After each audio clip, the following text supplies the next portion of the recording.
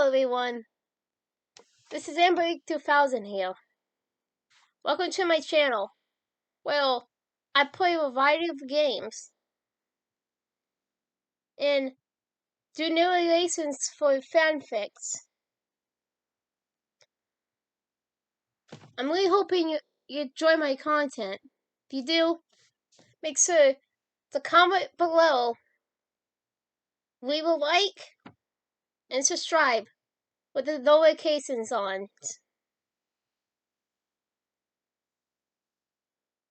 Right, until next time, this is AmberAnkNA. Welcome to my channel. So, hi. Death Row, Chapter 11, I Praise Alliance. Question mark, question mark, question mark. Reality stood in through a heavily vibrating vortex of spinning spirals that seemed to quickly vanish, disappearing and trailing in towards her chest.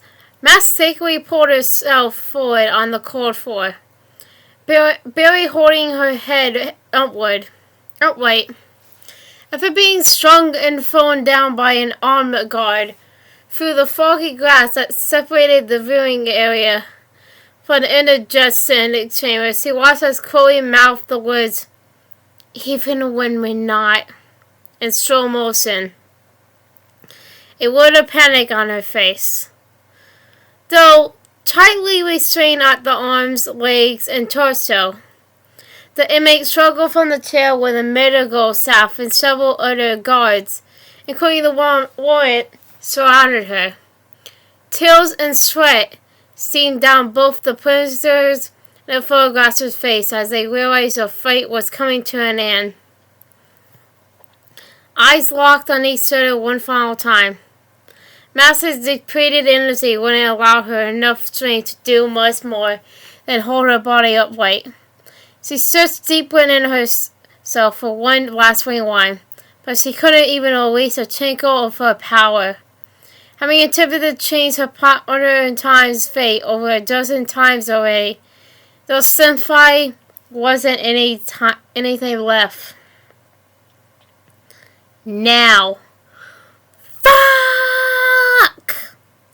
The universe had finally stopped the translating to Master's release, as a trail of barely discernible spinning spirals disappeared from view like spots dwindling to nothingness atop a fire's flame. Everything abruptly grew distorted and warped as she read the text confirming Chloe's execution had been fast-tracked. Maria sent the message nearly an hour prior to Matt's reading it, and the information she received spun the room virtuously like a mid-flight water blade. What the hell was that? At some point during the last several minutes, Master's mom helped her to the couch. She must have been on autopilot, since the woman continued discussing her past again. It was almost as if the girl traveled from her location in the apartment to some other place in time, then back again, but she couldn't quite recall what she experienced. "You were lost, sweetie." Sliding her arm beside Master's neck, the oldest of the two pulled her daughter into a side hug where they sat. "We rushed you to the emergency room, where they stabilized the beating. Once they released you into our custody." Her mother's words started running together, creating a garbled mess of syllables and dissonant tones in her head. It wasn't that the woman didn't make sense. Master didn't care to hear what she was saying any longer. "You were a robot for the next 2 months, only going through the motions, not speaking and barely eating. We met with specialists who offered us help. And experimental medical medicine she prescribed snapped you out of it. Are you even listening to me anymore?" pushing away and removing the arm from around her. Max stirred and faced her mother, who remained on the couch. I remember now. Nothing matters but her, Mom. Nothing. I'm sorry. As she turned towards her bag on the other side of the room, she felt a hand firmly grasp her by the wrist, halting her movement. Let me go. Max! Vanessa raised her voice, then paused, stumbling to her feet. Is it really her? Is the prisoner really Chloe? A yelling ache beginning at the pit of her stomach grew as images of past and current events with the love of her life flashed before her eyes. Oh, God! Max's breathing caught. The sensation of a slightly quivering bottom lip slowly succeeded upward. Her immediate urge was to restrain the liquid buckling in her eyes from spilling out, but the pressure was too much to deny. She broke down and wept in her mother's arm, releasing what felt like a decade worth of pent-up guilt, desolation, and darkened sadness. They held on to each other until Max was finally pulled away, using a combination of awkward palms, the back of her hands, forearms, and shirt. The girl wiped her face and neck to dry the whiteness from her skin. It really is her, Mom. It's Chloe.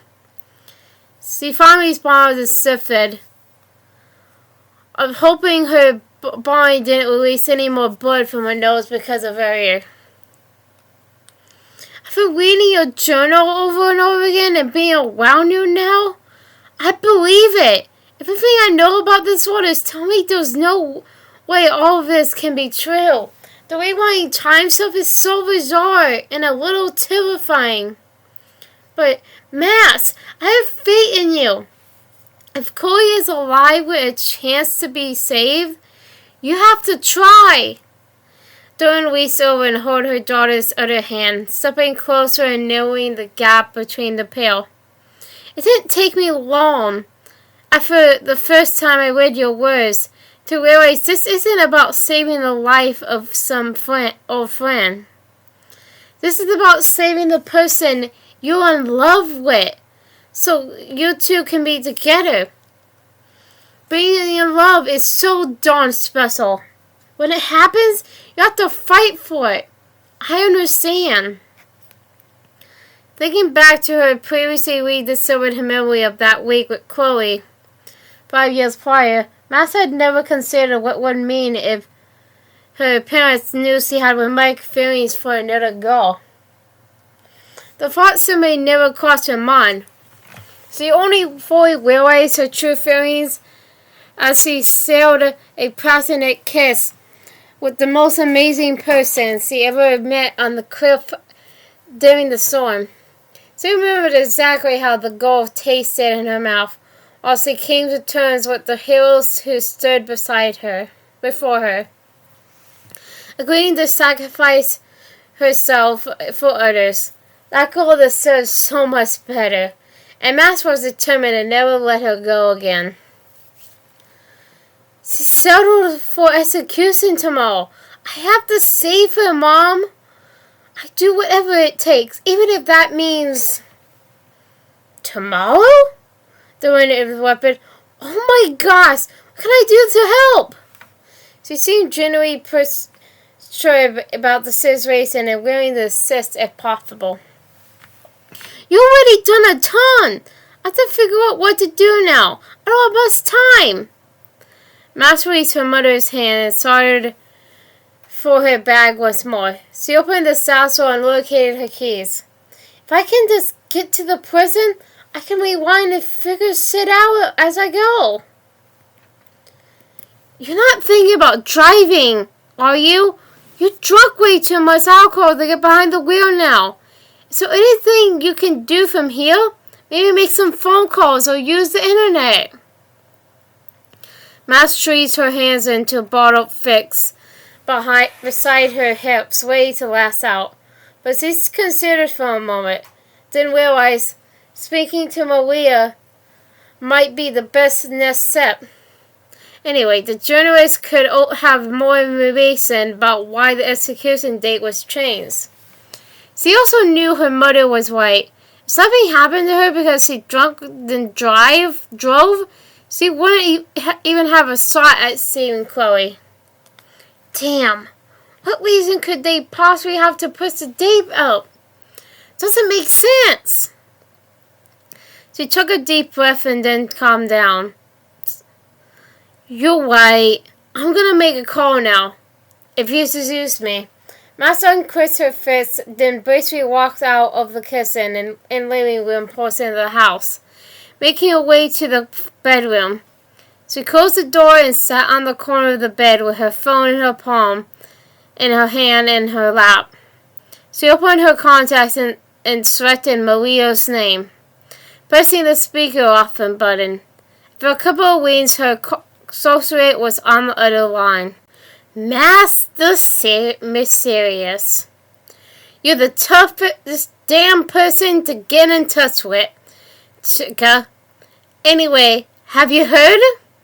Hey, Maria. Yeah, that's with your chest. Why the fuck did they move Chloe's the personal death day up? Chloe, huh? Guess you're holding back some details for your story. I'd do the same thing if I were you. Just don't strip out like that and have some cutthroat reporters steal your information. I would never do that, but there are some who would have no problem yorking it from you. As far as the death date, I have no idea. To be honest, I was standing at Weston's door when he took a call from a guy named Jack. He put it on speaker so I heard the whole thing. He didn't say why, just that it was moved up. Tested your ass as soon as I left. So, you're welcome. Thanks. Speaking of, I have to know. I'm sorry for even asking this, but... Well, here goes. How the hell did you hook up with that asshole? I understand wanting to get ahead with your career and all, but it seems sort of beneath you. And creepy. Sit, Mass. You're a little nosy. Anyone ever told you that? Yeah, actually, not the first time I heard it. If you gotta know, it wasn't exactly like that. Shit, I can't believe I'm telling you this. The woman stopped and took an isolated and pronounced breath before proceeding. Things were different then. It's still a man's world, you know, but back then, it really a man's world. Anyway, the truth is, I actually loved him. My daddy asked for he would leave his pregnant wife for me. I was so dumb. He wanted a side piece. I wanted a relationship. When you're the other woman, it never ends well. Maria, I'm so sorry. I had no idea. It's way in the past, Mass. Don't sweat it. But once he found out I had real feelings for him, he pushed me away. He started phoning me all of the good stories to set me up and keep me busy, I guess. At least something good came of it, yeah? And yes, I already think I'm a monster now, but he didn't used to be. He's in a loveless relationship with his wife, and is looking for some sort of connection outside of his parents. Miss that way you need to be in complete control all the time, and you get Weston. Not that it makes who he's become okay, just, I don't know. It's complicated. That bastard still attacked me. Fucked him. I don't know what to say. He does. Matt stopped drop herself before continuing. And Massey wanted to. She knew she couldn't tell her friend about the rewind power, so she decided to drop the subject. Thanks for opening up, Maria. It means a lot. You're easy to talk to, Matt. Just don't fucking judge me, biatch. Matt skittled at the impulsive chasing in her colleague's voice. I have a contact that might help. Did a story on prison employment a couple of years ago, and she was a valuable resource. I'll send you her number. Thanks, Maria. But who is she? Just sent it. Her name is River Wales. She's the local chapter leader of the National Chairman for Death Penalty Abolishment. If anyone knows inside intel about what's going on, it'd be her. When she's involved in protests and shit, she's ruthless. Otherwise, she's sweet as a bowl of churros. Oh, I heard of that group. Thank you. No worries. Hey, Maria. This might be weird to say, but thank you for being so cool. Without you the past week, I would have been lost. I wouldn't have made it without you, I guess. I'm just glad we're friends. That's all. You're super musty, kid. But thank you for saying that. Although, you're acting like we won't ever see each other again. That's loco. We still work together. Yeah, I know. Anyway, thanks again. I'll call your contract right away. Sounds good. Thanks. Talk to you later, Matt. Bye. Wait, I meant to ask, how's your nose? Did the bleeding stop? Yeah, I just kept pressure on it, like you said, and it went away. Good deal. Okay, goodbye for the real time, Matt. Have a nice night. Thanks. You too. Following the conversation, the two women hung up. Matt immediately saved the wearer's contact information in her phone, then begun the next call. After several rings, a woman with a soft-spoken yet jiggly, raspy voice picked up. Go for Wave! Hi, this is River Waves. You got her? Who is this? My name is Matt Caulfield. Maria Ozzy, give me your number. Oh, Maria! I haven't spoken with her in years. How the hell is she? She's good. Listen, I'm covering the death row case and was told his execution was moved up. Any idea why? Lucky you. In the background, Matt could hear the clicking of a lighter and the drag of a freshly lit cigarette. As did many things lately, it reminded her of Chloe. If you know anything, please tell me.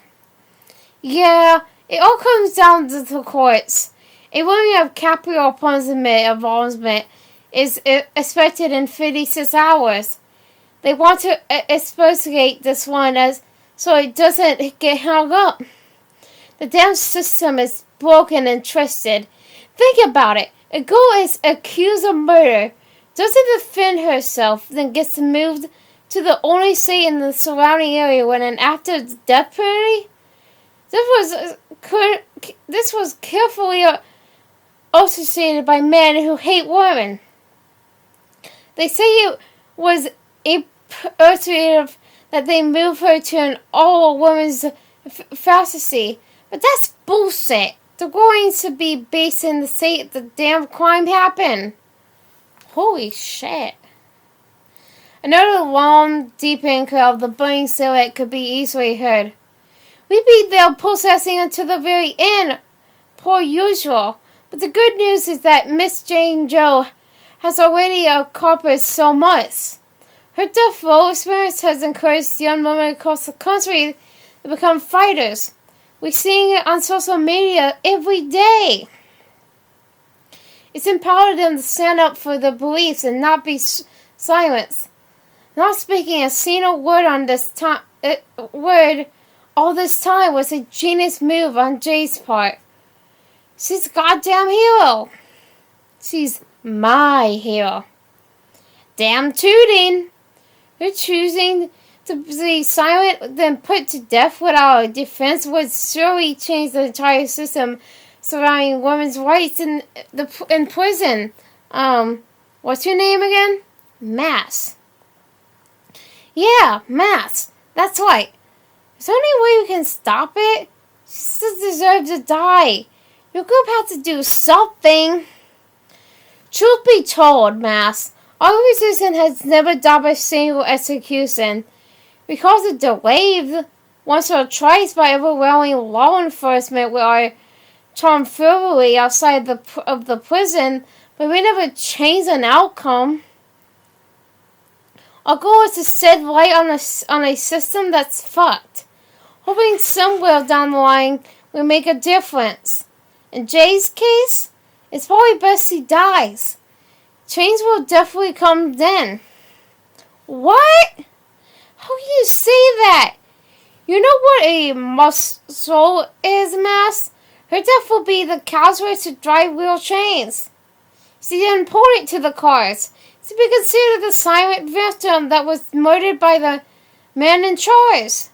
You see what I'm saying? She has to die for progress. No way. Not her.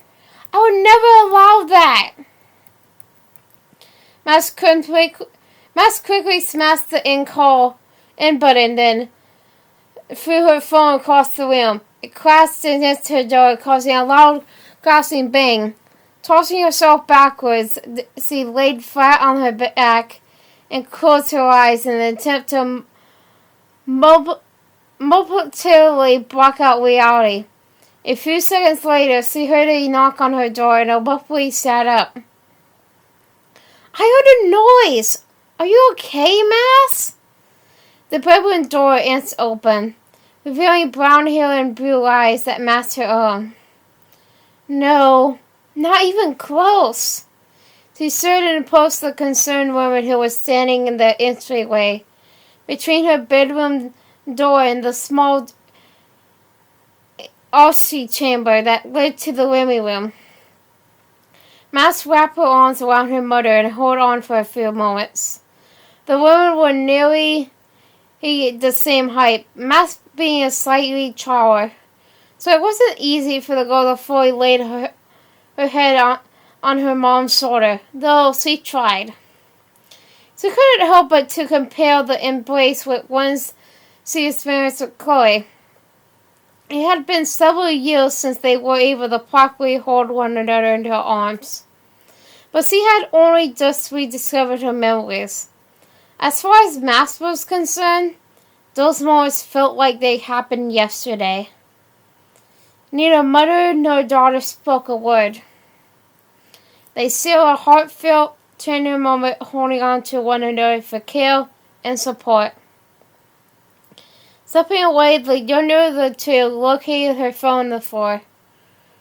She picked it up and plugged it into the charging end of the cord that draped across her nightstand. Master shaded a finger while bending over it to set her alarm for 4 a.m. Her plan was to wake up early and head straight for the prison. Is there anything you need? I'm not tired yet, so I'll probably stay up and watch TV, if that's okay with you. Let me know if I can do anything. Max nodded, then pulled back her cover and seat, smoothing the pillowcase out as she typically did before laying down for the evening. Shit! I still have to send what's in my outline. I don't need any extra problems tomorrow. I just remembered. I have one more thing to do for work before bed. Thank you again, Mom, for the groceries and lummy meal. It felt like a new era was beginning between the pair. One where her mother knew about her rewind power and accepted it. After saving Chloe, she knew there would be more conversation about everything and how it all worked. But now certainly wasn't a good time. With such a gloomy predicament looming, she was thankful her mom didn't mind for information or ask her to prove her power. Okay, sweetie. Good night. With a sort of half smile, Max sat at the door in front of the older woman who had turned to leave. Alone in her room, she sat at the computer and began an outline for an article she was never intending to write. She made sure to keep it vague and imprecise, and attached several photos of Chloe. She hated seeing the pictures of her best friend, but it had to be done in order to appease the asshole. There was no telling what his twisted mind would do with them. She sucked the thought away from her mind and hit the send button. Matt flipped the light switch downward to darken the room, then poured in bed. She pulled the covers over her body and up to her neck, then began to lose herself in pre-summer thought. In a few short hours, she would have to be bold and confident if Chloe was to be saved. She would either become the triumphant hero of a hauntingly beautiful love story, or she would be the fallen fairy of the dark and isolating tragedy. One way or another, she would find out soon. Immediately before falling asleep, a bubble floated directly into its vacant spot to fill in the memory. I pledge allegiance to Mass and the power for which she stands. After finding out her execution date was moved to tomorrow, Chloe's situation only slightly changed. The obvious difference was the warrant visiting one additional time, offering a spiritual guide to help prepare her for the end. She refused with one hand up, palm facing the man, and a shake of her head. She didn't want to be around some peace-reading sipster about green postures or whatever. Her fate was in Mass, and when she really thought about it, she realized it always had been, even during the darkest day of her life.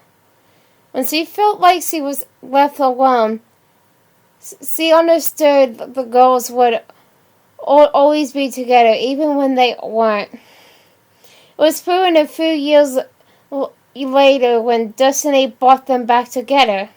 Chloe recalled a moment years prior when she pledged alliance to Mass at the diner.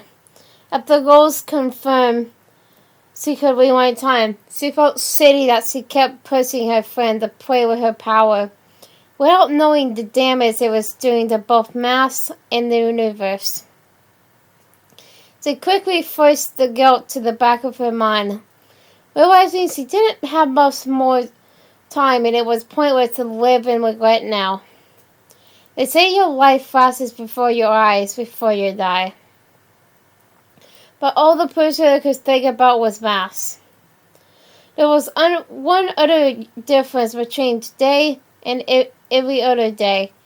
The warrant pulled out a secret paper and shredded it to Chloe, asking her to jot down her food order. She felt this tradition of giving inmates on death row one final meal of the choice before they were executed was a bit fucked up.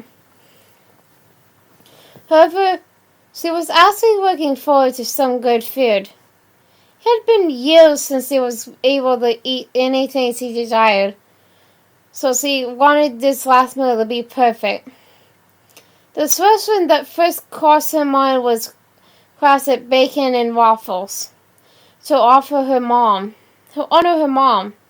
Then, for some reason, she thought about her father's attachment to Paris and the beach. He loved food and if he had a choice, he would definitely order both or steak. So he wrote down both steak and the French dish, as well as a cup of coffee in honor of Mass, and handed it back to the man. He just chuckled to himself and shook his head when he walked out. As Chloe laid down on the pokey jail cell bed for her final night in the creek, she wondered how Mass was doing. She didn't worry about her own mortality. She just hoped the girl she was in love with was somewhere safe. One way or another, she knew her current path would end soon. She just hoped, regardless of the outcome, she would be able to see Mass one final time. Hi everyone. This is Emma 2000 again. Well, I hope you enjoyed the video. Because, I really did enjoy making it. But,